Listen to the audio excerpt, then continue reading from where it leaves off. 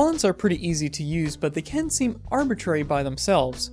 Over the next several videos, we'll build a mini project that will put a few typefaces into context. Here we have the web page that we will ultimately be creating. We call this the SuperVac 9000, and we have some green text on the screen here. And here we have a little sticky note. We want to read more about the internet. This project is built using almost entirely CSS3 and HTML. There is just one image that we're using for the texture on this staticky looking background. As we go through this project, we'll see how CSS3 and fonts can work together to really give some character to a web page. So let's go ahead and close this. Here's what we'll be starting out with, just a basic web page, completely blank right now. And we'll go ahead and switch over to our text editor.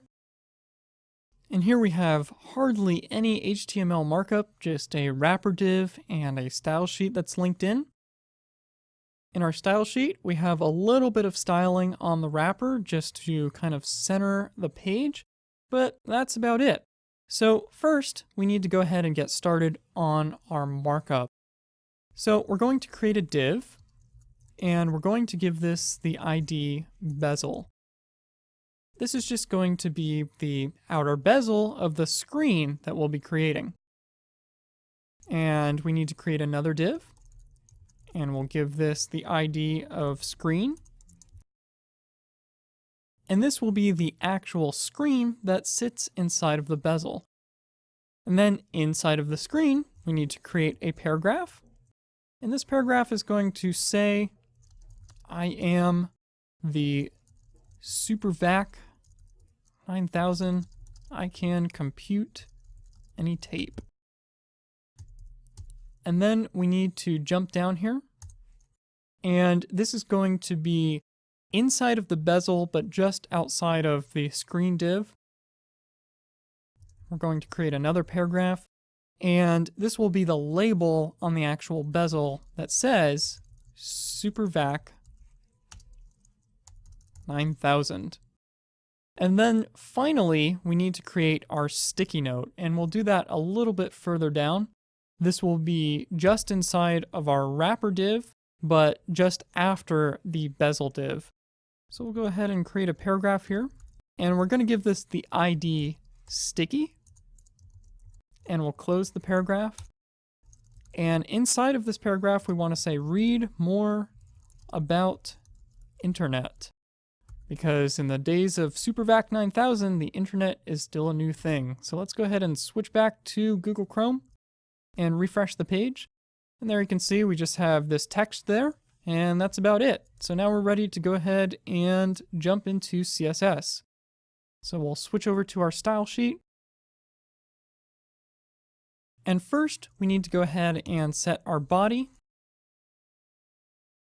to have a black background, just like that. We need to remove all the margins on our paragraph, so we'll go ahead and select all of our paragraphs and say margin 0.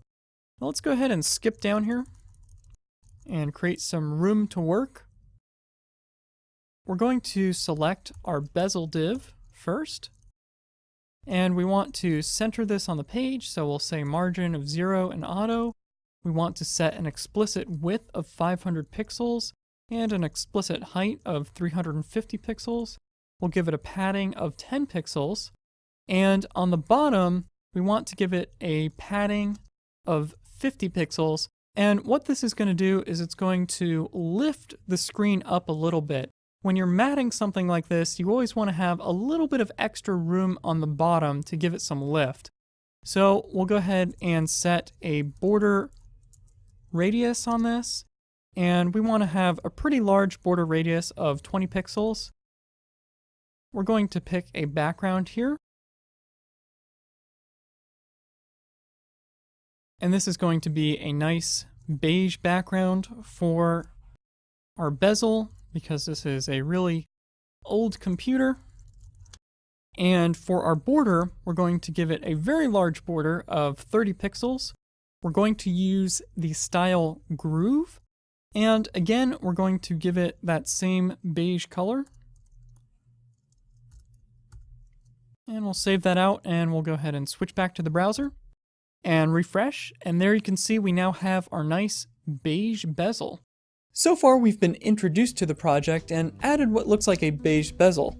In the next video, we'll use CSS3 to add a glowing screen.